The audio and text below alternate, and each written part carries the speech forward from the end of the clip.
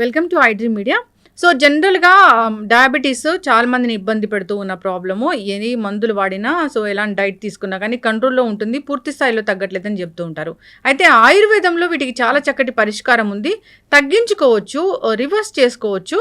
ఇక అయితే ఇప్పుడు మనం హెచ్బిఏవన్సి పోస్ట్ బ్లడ్ షుగర్ లెవెల్స్ కరెక్ట్గా ఉన్నా కానీ ఫాస్టింగ్ బ్లడ్ షుగర్ అనేది అసలు చాలా మందిలో ఎక్కువగా ఉంటుంది. ఎంత ట్రై చేసినా ఇది తగ్గదు. ఆయుర్వేద పరంగా అది అసలు దీన్ని ఏమంటారు, ఎందుకు ఎక్కువగా ఉంటుంది, ఎలా కరెక్ట్ చేసుకోవచ్చు, పూర్తి వివరాలు తెలుసుకుందాం. మనతో పాటు ఉన్నారు ప్రముఖ ఆయుర్వేద వైద్య నిపుణులు ప్రొఫెసర్ డాక్టర్ టి వేణుగోపాలరావు గారు from Ojas ayurvedic centre, Chikkadpally. Doctor గారు నమస్తే. ధన్వంతరి అమ్మా, నమస్కారం. డాక్టర్ గారు, అంటే డయాబెటీస్ అనేది అంత పూర్వమే ఉందా ఆయుర్వేదంలో చెప్పడానికి? మీకు ఒక విషయం చెప్తే ఆశ్చర్యపోతారమ్మా. డయాబెటీస్ ఇప్పుడు వచ్చింది కాదు, ఆయుర్వేదంలో పేరు మారింది. దీనికి పేరు మారింది తప్ప రోగం ఒకటే. ఆయుర్వేదంలో ప్రమేహ రోగం, ముఖ్యంగా మధుమేహం, అంటే 20 రకాల ప్రమేహాలని సరిగా ట్రీట్మెంట్ చేయకపోతే, అంటే సరైన సమయంలో ట్రీట్మెంట్ చేయకపోతే అది మధుమేహం కింద మారుతుందని ఆయుర్వేదంలో చెప్పారు. సో మనకి చరిత్రలో, మనకి పురాణాలలో కనుక చూస్తే ఒక రకంగా, అంటే ఇది ఒక వర్షన్ ఉంది, అది నిజమా కాదా నాకు కూడా తెలియదు. విఘ్నేశ్వరుడు, వినాయకుడు, the first person who detected as obese diabetes.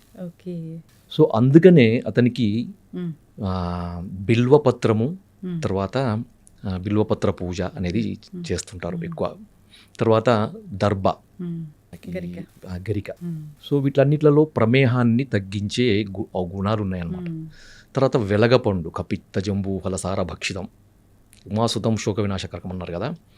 So ఇక్కడ శోకము అంటే రోగం, అంటే శోకము అంటే మనకు దుఃఖం కాదు, మనకి రోగానికి ఒక పర్యాయ పదము శోకం అన్నమాట. సో ఆ పరంగా చూస్తే కపిత్త జంబూఫల సారభక్షితం, ఈ రెండింటిని ఎక్కువగా ఇష్టపడి తినేవాడు. ఎందుకు? జంబూఫలం అంటే నేరేడు పండు. రీసెంట్గా కూడా, అంటే మనకి దాదాపు ఒక 20 సంవత్సరాల నుండి కూడా సైంటిఫిక్గా మనకి నేరేడు పండు అనేది షుగర్ని తగ్గిస్తుందని చాలామందికి తెలుసు. తర్వాత కపిత్త, వెలగపండు గుజ్జు, తర్వాత వెలగపండు ఆకు రసంలో కూడా షుగర్ని తగ్గించే ఔషధ గుణాలు ఉన్నాయని రీసెంట్ రీసెర్చ్లు చాలా చెప్పినాయి. కానీ వాడుకలో తక్కువగా ఉంది. వాడుకలో ఎక్కువగా ఉన్నది ఏంటిది? జంబూఫలం, అంటే నేరేడు గింజల చూర్ణం అన్నమాట. ముఖ్యంగా ఇది డయాబెటీస్లో షుగర్ లెవెల్స్ ఎక్కువగా ఉండడంతో పాటు అతిమూత్రము అంటారు కదా. సో ఫ్రీక్వెంట్ యూరినేషన్ ఉండి షుగర్ లెవెల్స్ ఎక్కువగా ఉండే వాళ్ళలో నేరేడు గింజల యొక్క పొడి ప్రతిరోజు ఉదయం 1 టీ స్పూన్, మధ్యాహ్నం 1 టీ స్పూన్, రాత్రి 1 టీ స్పూన్, తినకంటే ఒక అర్ధగంట ముందు కనుక తీసుకుంటే అతిమూత్రం చాలా అద్భుతంగా తగ్గుతుంది. ఇది నేను చెప్పింది కాదు, ఇది అనుభవపూర్వకంగా మన పూర్వీకులు చెప్పింది, ప్లస్ మన గ్రంథాల్లో నిక్షిప్తం చేయబడింది. సో అంత అద్భుతమైనది. ఇంకొకటి నేరేడు యొక్క ఈ గింజల చూర్ణమే కాకుండా దాని పట్ట, దాని యొక్క బెరడు పొడిని కూడా వాడతారు అన్నమాట కొంతమంది. సో ఆ బెరడు పొడి కూడా ఈ షుగర్ని కంట్రోల్ చేసే యాక్టివిటీ ఉంది. అందుకని ఏంటంటే మనకి చరిత్రలో, మనకి పురాణాలలో ఒబేస్ డయాబెటిక్ మన విఘ్నేశ్వరుడు అనమాట. సో మనకి పురాణాలు, అందుకనే మనకి ఎక్కువగా పూజలో వాడే 20 పత్రాలు అంటారు కదా.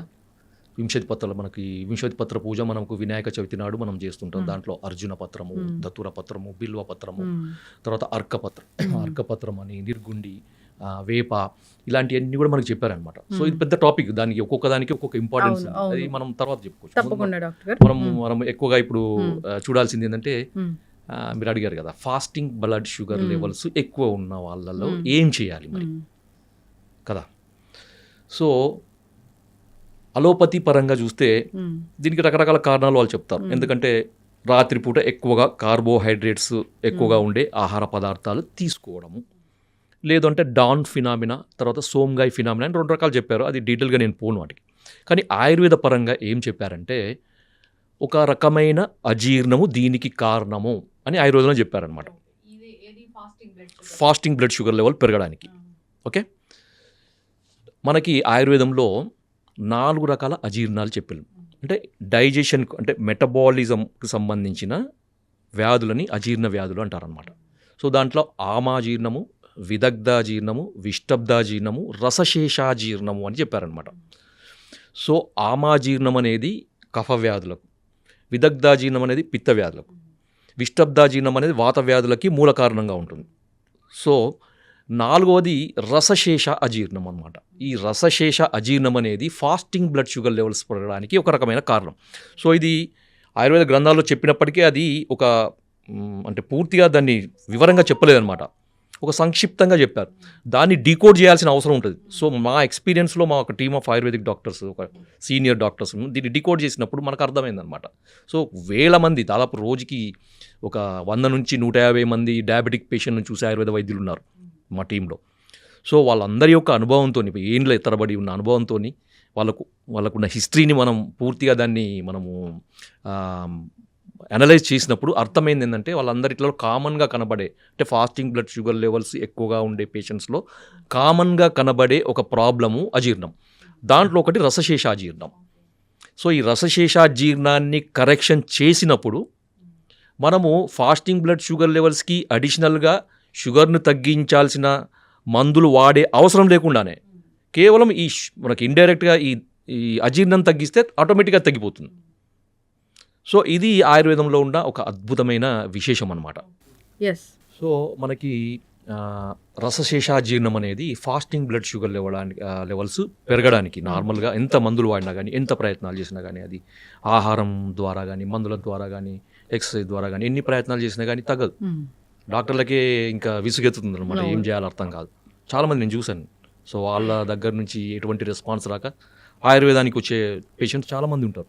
సార్ మాకు అంతా బాగానే ఉంది, మేము మందులు వాడుతున్నాం, పోస్ట్ లంచ్ బాగానే ఉంది, ఇంత అన్ని బాగానే ఉంటాయి, కానీ ఫాస్టింగ్ బ్లడ్ షుగర్స్ తగ్గకపోవడం వల్ల మాకు దాని యొక్క దుష్ప్రభావాలు కనబడుతున్నాయి సార్. కొంతమందికి 160, 170 వరకు ఉంటాయి. ఎందుకంటే ఫాస్టింగ్ బ్లడ్ షుగర్ లెవెల్స్ 100 వరకు ఉంటే సేఫ్, 125 వరకు ఉంటే మోడరేట్ సేఫ్, 100 ఉంటే పూర్తి సేఫ్, 125 వరకు ఉంటే ఇంకా మోడరేట్ సేఫ్ అనమాట. అది దాటిందంటే ఏంటంటే ఇంకా సేఫ్లో ఉన్నట్టు కాదు. మనం పోస్ట్ లంచ్ ఎంత నార్మల్ ఉన్నప్పటికీ మనకి ఫాస్టింగ్ కూడా అంతే నార్మల్ ఉండాలన్నమాట. కొంతమందికి 170, 180, 200 ఉండే వాళ్ళని కూడా చూసాం. అలాంటి వాళ్ళకి ఈ అజీర్ణానికి ఇచ్చే ట్రీట్మెంట్ వల్ల మనకి అద్భుతమైన ఫలితాలు. సో సార్ మరి మీరు ఇవన్నీ చెప్తున్నారు కదా, మరి మాకు టిప్పు చెప్పలేను సార్, ఇంతసేపు మాకు ఊరిస్తున్నారు, వెయిట్ చేస్తున్నారు కదా. అంటే ఏం లేదమ్మా, దీనికి ఏం చేయండి అంటే దీన్ని పెప్పర్ మిల్క్ అంటారు. పెప్పర్ మిల్క్ మీకు ఈజీ అర్థం కావడానికి, మిరియాల పాలు. అరే మిరియాల పాలా సార్, ఏంటి మీరు అది ఏం చెప్తున్నారు సార్, ఏంటిది? అందరికీ తెలుసు మిరియాల పాలు అంటే పాలలో మిరియాలు వేసుకుని తాగడం, మిరియాల పొడి వేసుకుని తాగడం సార్. కానీ దానికి ఒక పద్ధతి ఉంటుంది కదా. మామూలుగా ఏదో దగ్గు వచ్చింది, జలుబు వచ్చింది, మిరియాలలో వేసుకుంటా, అది కాదు. మీరు ఏం చేయాలంటే ముందుగా మార్కెట్ నుంచి మిరియాలు తీసుకురండి. ఎందుకంటే దాన్ని మిరియాలని శుద్ధి చేయాలి. శుద్ధి చేయకుండా మందులకు వాడుకోవద్దు. మీరు వంటలలో వాడుకొని మీ ఇష్టం, పర్వాలేదు. కానీ మందులకు వాడేటప్పుడు, అంటే దీని కొరకు వాడుకునేటప్పుడు శుద్ధి చేయాలన్నమాట. శుద్ధి ఎందుకంటే 2 రకాల కారణాలు. ఒకటేమో దాంట్లో అడల్ట్రేషన్స్, మిరియాలలో మనకి ఈ పుప్పొడి గింజలు కూడా కలుపుతారు అనమాట. సో వాటిని తీసేయడానికి. రెండవది ఆ మిరియాలలో ఉండే తీక్ష్ణత్వం అంటారు అన్నమాట. అది దాంట్లో ఒక ఎనర్జీ, హై ఎనర్జీని మనకి నార్మలైజ్ చేయడానికి.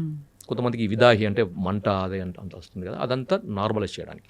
దీనికి ఏం చేయాలంటే మార్కెట్ నుంచి తీసుకొచ్చిన మిరియాలను మంచిగా చెరిగి దాంట్లో పొట్టు అదంతా తీసేసి పల్లుచట్టి మజ్జిగ, 1 లీటర్ మజ్జిగ తీసుకొని దాంట్లో ఒక 1/2 కేజీ, మనం మార్కెట్ తీసుకుంటున్న 1/2 కేజీ అంతా 1 లీటర్ మజ్జిగలో ఈ 1/2 కేజీ మిరియాలను వేసి రాత్రంతా ఉంచాలి. ఉదయం లేచేసరికి ఏమవుతుందంటే మనకి ఆ చచ్చులు కానీ, తర్వాత నాపాలు కానీ, అవన్నీ కూడా మనకి పైకి తేలుతాయి అన్నమాట. సో మంచి పుష్టికరమైనవి, తర్వాత ఔషధ గుణాలు అన్నీ కూడా కిందికి బాటంలో సెటిల్ అవుతాయి. మీరు వాటన్నిటిని మొత్తం పైనుంచి తీసేసి ఆ మజ్జిగను కూడా తీసేసి ఆ కింద ఉన్న మిరియాలను మంచిగా తీసి వాటిని వేడి నీళ్ళలో కడగండి. కొంచెం గోరువెచ్చని, మరీ వేడి కాదు, కొంచెం గోరువెచ్చని నీళ్ళలో కడిగేసి ఏం చేయండి అంటే ఆరబెట్టాలన్నమాట. పూర్తిగా దాంట్లో ఉండే మాయిశ్చర్ అంతా పోయే వరకు ఆరబెట్టేసి కంటైనర్లో వేసుకోండి. వేసుకొని ప్రతిరోజు కూడా 1 కప్పు ఆవు పాలు, తర్వాత 1 కప్పు నీళ్లు, లేదు అంటే 1/2 కప్పు పాలు, తర్వాత 1/2 కప్పు నీళ్లు, దాంట్లో 1/4 టీ స్పూన్ మిరియాలను ఇప్పుడు మనం చేసుకున్నాం, శుద్ధి చేసుకున్నాయి, దాన్ని నలగొట్టాలన్నమాట. పూర్తిగా పొడి చేయొద్దు, మిక్సీలో వేసి తొందరగా కావాలని దాన్ని పొడి చేయొద్దు అనమాట. జస్ట్ అంటే బ్రూయిజ్ అంటారు కదా, దంచేసి ఆ పాలలో వేసి మనం ఎంతైతే నీళ్లు పోసినాం, అంటే అది 1/2 కప్పు కానీ 1 కప్పు కానీ పూర్తిగా ఎగిరిపోయే వరకు, ఉమ్, పాలు మాత్రమే మిగిలే వరకు. ఉమ్, ఓకే, దాన్ని మరిగిచ్చేసి వడపోసుకోండి. వడపోసుకొని గోరువెచ్చగా ఉండేటప్పుడు, లేదంటే మనం తాగగలిగేంత వేడి ఉన్నప్పుడు తాగండి. ఇది ఎప్పుడు చేయాలంటే ప్రతిరోజు ఉదయం ఉమ్, ఎంప్టీ స్టమక్లో చేయాలి. ఉమ్, సో కొంతమందిని నేను చూసాను, అంటే నాకు ఫీడ్బ్యాక్స్ వచ్చినాయి, మీకు తర్వాత రిపోర్ట్స్ కూడా చూపిస్తాను. obviously చెప్తారు కదా. సో 3 రోజులలోనే, అంటే కొంతమంది సంవత్సరాల తరబడి ఉమ్, ప్రయత్నాలు చేసిన తగ్గని ఫాస్టింగ్ బ్లడ్ షుగర్ 3 డేస్లోనే తగ్గిపోయిందని నాకు ఫోన్లో వచ్చినాయి, రిపోర్ట్స్ కూడా పంపించాను. నేనే ఆశ్చర్యపోయాను. సో ఇంత అది ఉంటుందా అని. కొంతమందికి వారం రోజులు, కొంతమంది 10 రోజులు. అంటే ఈ అలోపతి మెడిసిన్స్ కంటే ఫాస్ట్గా కూడా మనకి ఫాస్టింగ్ బ్లడ్ షుగర్ లెవెల్స్ తగ్గుతాయి. ఉమ్, అంటే ఇంకొకటి ఏంటంటే, అందరు అడుగుతారు, సార్ మరి ఇది తీసుకున్నప్పుడు అలోపతి మెడిసిన్ బంద్ చేయాలా? లేదు, వాడాల్సింది. అది వాడుకుంటూ, అది వాడినా కానీ తగ్గని పరిస్థితులు ఉన్నప్పుడు మాత్రమే ఇది అడిషనల్గా వాడండి. ఎస్. కానీ పూర్తిగా అది మానేసి వాడకూడదు. బాగా చెప్పారు డాక్టర్ గారు. చాలా మంది అయితే అవి మానేయండి, ఇవి వాడండి అంటారు. అవి మానేయండి, అలోపతి మందులు మానేయండి అనగానే సో కాంప్లికేషన్స్ వచ్చి ఇబ్బంది పడిన సందర్భాలు మనం చాలా ఉంటాయి. అది అంటే ఒక డేంజర్ పరిస్థితి. చక్కటి ఎందుకంటే మనకి ఇప్పుడు information. చూడండి, సింపుల్, ఇప్పుడు ఒక మనకి స్టేటస్, మనకి బాడీలో ఒక సమతుల్యత అనేది మందుల వల్ల ఇట్లా మెయింటైన్ అయింది. ఒక 3 పిల్లర్స్ ఉన్నాయి అనుకోండి, 3 మెడిసిన్స్ మీద సపోర్ట్ మీద ఉంది మనది. సో ఆ 3 మెడిసిన్స్ ఒకటిసారి తీస్తే ఏమవుతుంది? అవును, ఒకటిసారి కొలాప్స్ అవుతుంది. దానికి ఏంటంటే, మనకి ఒక మెడిసిన్ తీసేయండి, మనకు ఆయుర్వేదిక్ మెడిసిన్ సపోర్ట్ ఇవ్వండి. స్లోగా ఆయుర్వేదిక్ మెడిసిన్ సపోర్ట్ స్ట్రాంగ్ అయ్యే వరకు అలోపతి మెడిసిన్ ఉంచండి, తర్వాత దాన్ని తీసేయండి. అవును. సో దాని తర్వాత ఇంకొక మెడిసిన్ అవి తీయండి. వైద్యులు చెప్తా ఉంటారు. అట్లా సో ఇలాంటి ఒక్కొక్క tips medicines- ఏముంది, వాడుకోవచ్చు. దీనివల్ల ఎటువంటి నష్టం ఉండదు. ఎందుకంటే ఇది పని చేసే విధానం, అది పని చేసే విధానం రెండు కూడా డిఫరెంట్ గానే ఉంటాయి. అవును. కాబట్టి దీనికి దానికి ఎటువంటి కాంట్రాస్ట్ ఉండదు, ఇబ్బందులు ఉండవు. ఖచ్చితంగా వాడుకోవచ్చు, ఏం ప్రాబ్లం ఉండదు. చాలా చక్కగా చెప్పారు డాక్టర్ గారు. అంటే ఇది ఎందుకు వస్తుంది అంటే రూట్ కాజ్ చాలా చక్కగా చెప్పారు. మరి దాన్ని కరెక్ట్ చేయాలంటే టిప్స్ ఉన్నాయి. సో అది ఫుడ్డే. ఇప్పుడు మిరియాల పాలు అంటే ఆ పాలని ఎట్లా తయారు చేసుకోవాలనేది కూడా చాలా చక్కగా చెప్పారు. ఆ మిరియాలు తెచ్చుకోవాలి, మజ్జిగలో నానబెట్టుకోవాలి. సో పైన తేలినంత తీసేయాలి, మజ్జిగను కూడా పడేయాలి, వీటిని పొడిలాగా చేయాలి. అప్పుడు వేడి నీళ్ళలో కడిగి పొడిలాగా చేసుకొని ఆరిన తర్వాత, పూర్తిగా ఎండిన తర్వాత బాగా డ్రై అయ్యాక, డ్రై అవ్వాలి, లేదంటే ఫంగస్ వస్తుంది. అవును, బాగా డ్రై చేసుకొని ఆ పొడి వాడుకుంటే సరిపోతుంది. చాలా మంచి సింపుల్. ఎందుకంటే మనకి రసశేషాజీర్ణాన్ని తగ్గించగలిగే ఔషధ విలువలు ఉన్నది మనకి ఈ మిరియాలు అనమాట. మిరియాల పాలు, అది ఆయుర్వేద గ్రంథాల్లో ఉంది. పెప్పర్ మిల్క్ అంటారా? Pepper milk. సో ఇది ఎట్లా చెప్పారంటే, ఇది రసధాతువుని సరైన క్రమంలో సరిగ్గా తయారయ్యేటట్టు చేస్తుంది అని ఆయుర్వేద గ్రంథాల్లో చెప్పారనమాట. అంటే రసధాతువు అజీర్ణము, అంటే మెటబాలిజం, రసధాతు యొక్క మెటబాలిజం సరిగా కానప్పుడే అది ఫాస్టింగ్ బ్లడ్ షుగర్ పెరగడానికి కారణమవుతుంది. ఇది చాలా సైంటిఫిక్గా చాలా ఎక్స్ప్లెయిన్ చేయొచ్చు. ఇంకొకటి తర్వాత, సార్ ఇంకా కొంచెం వీటికి అడిషనల్గా ఇంకేమైనా మెడిసిన్స్ ఉంటాయా? ఇది కాకుండా ఇంకా ఉంటాయి అంటే ఉంటాయి. సో దాంట్లో మనకి ఈ అజీర్ణానికి సంబంధించిన మందులు ఆయుర్వేదంలో చాలా ఉన్నాయి. చాలా అంటే చాలా ఉన్నాయి. అదొక పెద్ద చాప్టరే మనకి ఆయుర్వేదంలో చాలా ఎక్స్ప్లెనేషన్ చెప్పినాడు. ఎందుకంటే సకల రోగాలకి మూల కారణము అజీర్ణమే. అశీతివాత రోగాలకి విష్టబ్దాజీర్ణం అని చెప్పాం కదా. సో వాత రోగాలకి విష్టబ్దాజీర్ణము. సో పిత్త రోగాలకి 40 రకాల పిత్త రోగాలకి విదగ్ధాజీర్ణము, 20 రకాల కఫ రోగాలకి ఆమాజీర్ణము అని. సో ఇది అజీర్ణం అనేది పెద్ద చాప్టర్, దానికి రకరకాల మందులు ఉన్నాయి. ఇప్పుడు మనకి రసశేషాజీర్ణం కానీ ఇతర రకాల అజీర్ణాలు కానీ వాటికి ఒక అద్భుతమైన ఆయుర్వేదంలో మనకి బసవరాజ్యం అనే గ్రంథంలో ఒక మంచి మందు చెప్పారు. సో దాని పేరు అజీర్ణ బల కాలానలం. మీరు మళ్ళీ చెప్తాను, మళ్ళీ గుర్తుపెట్టుకోండి, మీరు కావాలంటే మళ్ళీ రాసుకోవచ్చు. అజీర్ణ బల కాలానలం. సో ఇది మేము కొంతమంది పేషెంట్లకి అడిషనల్గా ఇచ్చి మంచి రిజల్ట్స్. అంటే మేము షుగర్ ఉన్నప్పుడు షుగర్ని తగ్గించే మందులు వాడం మేము ఎక్కువగా. సో దానికి మూల కారణమైంది ఏ అజీర్ణం అనేది పనిచేస్తుంది అక్కడ, ఆ పేషెంట్లో ఏ అజీర్ణం ఉంటుంది అనేది అనలైజ్ చేసి దానికి తగ్గట్టు ట్రీట్మెంట్ ఇస్తే ఆటోమేటిక్గా షుగర్ లెవెల్స్ తగ్గుతాయి. అడిషనల్ మందులు వాడాల్సిన అవసరం లేకుండా నార్మల్ ఉంటుంది అనమాట. సో ఇది కాన్సెప్ట్ అనమాట ఆయుర్వేదంలో. అంతే తప్ప షుగర్ పెరిగింది, షుగర్ తగ్గించే మందులు వాడండి, ఇది ఎప్పుడు లైఫ్ లాంగ్ ఇట్లా ఉంటుంది. ఈ షుగర్ తగ్గడానికి ఆయుర్వేదం మందులు ఎందుకు, అలోపతి మందులు కూడా ఉన్నాయి కదా, ఇన్సులిన్ కూడా ఉంది కదా. చక్కటి ఇన్ఫర్మేషన్ డాక్టర్ గారు. ఇబ్బంది పడుతున్న వాళ్ళు కాంటాక్ట్ చేయాలని కోరుకున్నామండి. సో అంతేకాదు దీన్ని వాడుకోవచ్చు, చాలా వెరీ సింపుల్. ఇది ఈ పెప్పర్ మిల్క్ తయారు చేసి తీసుకోవడం కూడా ప్రతిరోజు తీసుకున్నారు. డయాబెటీస్ ఉందా లేదా, ఫాస్టింగ్ బ్లడ్ షుగర్ పెరిగిందా అది కాదు, ఎట్లయినా మామూలుగా కూడా తీసుకోవచ్చు. మామూలుగా నాన్ డయాబెటిక్ వాళ్ళు కూడా తీసుకోవచ్చు, దీంట్లో ఏం ప్రాబ్లమ్ లేదు. షుగర్ ఉన్న వాళ్ళే తీసుకోవాలని ఏం లేదు. అవును, ఇది జీర్ణానికి సంబంధించిన ఇష్యూని క్లియర్ చేస్తుంది కాబట్టి చక్కటి ఇన్ఫర్మేషన్ అండి. ధన్యవాదాలు డాక్టర్. ధన్యవాదాలు. జై ధన్వంతరి.